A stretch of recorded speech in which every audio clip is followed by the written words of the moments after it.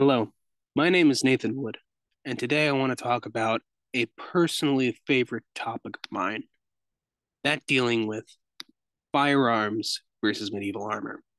Now, unlike what is often depicted in modern media, firearms did not render armor completely useless, but was truly an issue of quality versus quantity in this debate.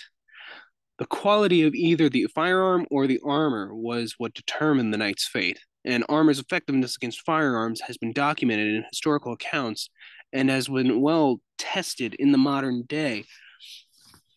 The two have coexisted in reality on the battlefields for years, roughly from the 14th century, when medieval armor was first really put into practice, full plate that is, into the early 19th century.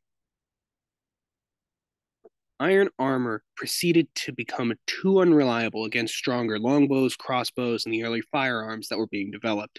Steel, which was what would primarily made up steel plate, had been used only for simple weapons like swords up to this point.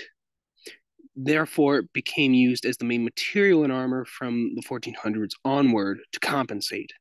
The reason it hadn't been used so prevalently before was due to the difficulty in its application to armor, requiring greater skill and was far more expensive. Heat treating, fluting, and layering became far more common in practice by the 16th century to increase the strength of the armor to combat firearms like the matchlock and the wheellock. In fact, the term bulletproof comes from the event of proofing armor, where armorers would shoot a pistol at near point blank range at a suit. They would be showing at a buyer to prove that the armor could protect a knight, leaving a dent like the one that you see here right on the chest of this specifically proofed piece of armor. Of course, not all armors were proofed, but they did exist and were very accessible. Such examples would include King Francis I, who was shot several times at the Battle of Pavia in 1524 and was unharmed, as well as Captain St. Martin, who was struck by musket balls at a minimum of 30 times at the siege of Rochelle in 1627, who was also uninjured. Armor proceeded to get thicker as firearms improved and was quite usable and far from obsolete even into the modern warfare period.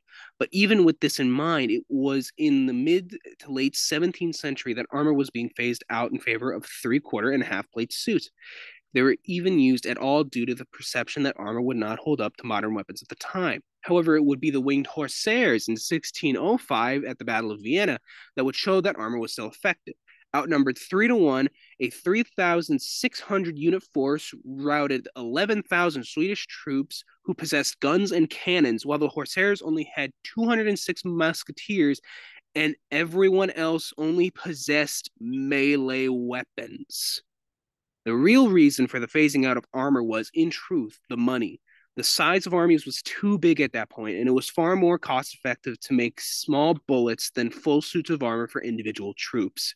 However, the defensiveness of metal armor would still hold up long afterward, when cuirasses were even used up into the Napoleonic Wars and could be hit from about 20 yards and would not be penetrated. Some are even rumored to have used similar cuirasses in the Great War as a working protection against shrapnel.